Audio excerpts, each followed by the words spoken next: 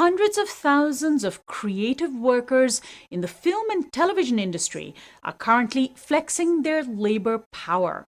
For the first time in more than 60 years, the Writers Guild of America and SAG-AFTRA, the Actors Union, are striking simultaneously. Filming has halted mid-production and press junkets are on hold. At the heart of the union's conflict with the Alliance of Motion Picture and Television Producers, or AMPTP, which represents all the major entertainment media corporations, are the issues of royalty payments, known as residuals, and the use of artificial intelligence, or AI. On Wednesday, July 26th, I spent the morning at a picket line with striking writers and actors in Burbank, California, outside Disney's headquarters. And I asked them why their unions were striking and how Hollywood workers are struggling even as corporate studios are thriving. Hi, hi. We're actors, we are not AI. Hey, hey. Hi, hi. We're actors, we are not AI. Hey, hey. Hi, hi. We're actors, we are not AI. Hey, hey. Hi, hi. Hi, I'm Danielle Rain. I've been working in the industry. My union card goes back to 1985. That's when I first got my union card. And this has been an incredible way to make a living, but it has slowly ebbed away, constantly making less and less. The increases are 2.5% to 3% a year, which doesn't even keep up with the cost of living. We all have worked for a long time in this business, and we want to be able to pass it on down to our kids who have union cards and may not be able to make a living. That's what we want. We want fair contracts. We want decent increases. We want them to take care of our pension and our health insurance, and we need to fight for that. And that's why we're here. Hi, my name is Devon Edwards, and I'm a pre-WGA writer, aspiring writer to get into the union and hopefully tell my stories one day if the AMPTP can get their stuff together. Like most of us who move out here to Los Angeles, we come out here to follow a dream or a passion, and one of my passions after serving in the military was to be a writer so I can tell some of these profound stories over the life that I lived over these last, several years. And just coming out here to stand in solidarity with the union, we out here striking for fair pay when they want us to be homeless. My name is Scott Browner.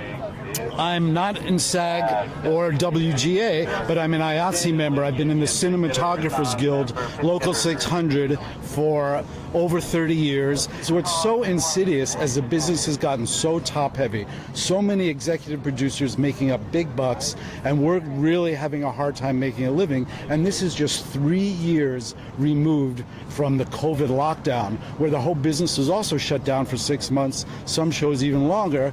And people are just beginning to recover from that, and now this. So it's insidious.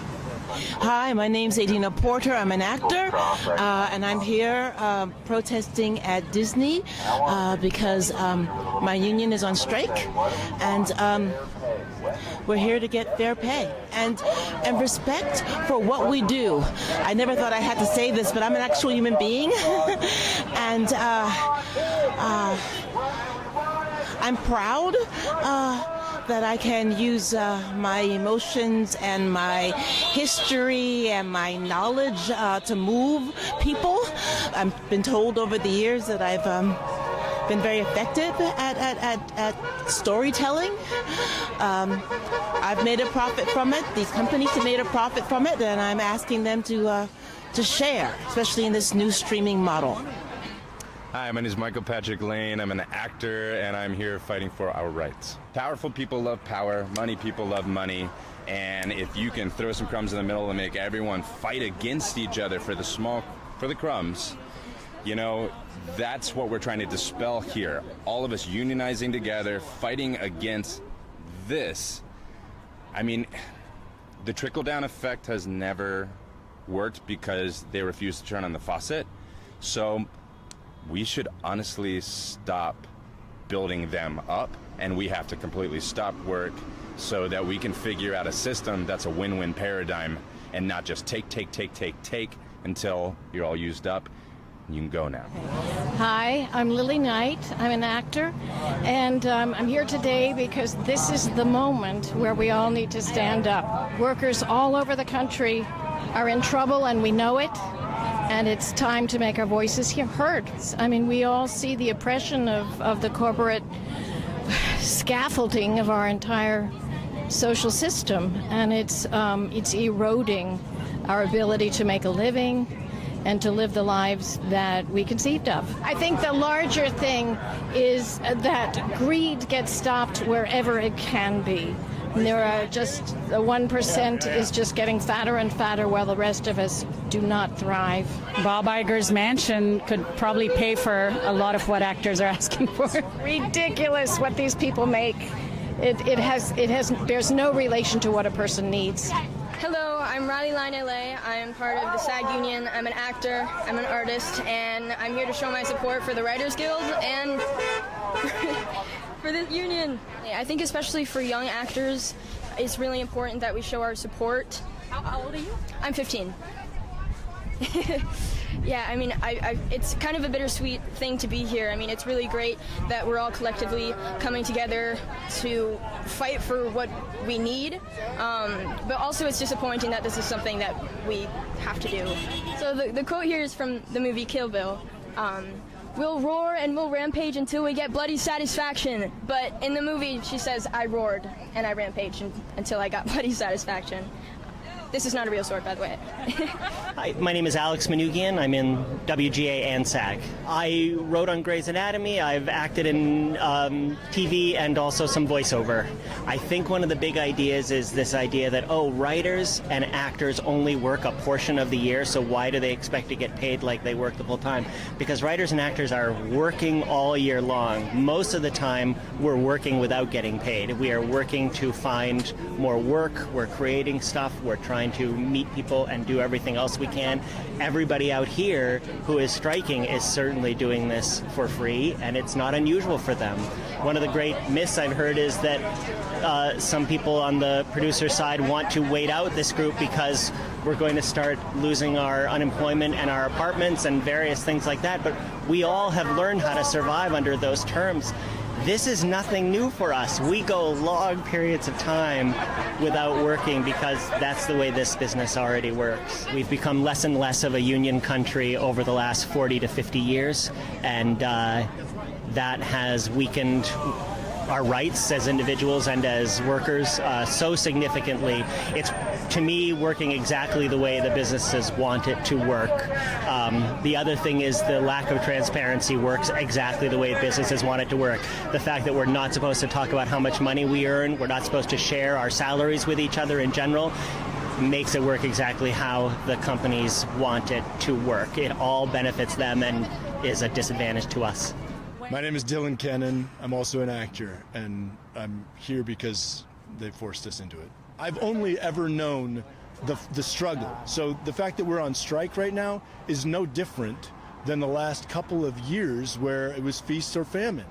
And the misconception that the public has about famous people who are really well paid, being in control of this industry or being the norm in this industry is completely out of touch with the truth and the reality, which is we're fighting for blue collar, middle class, support the country jobs.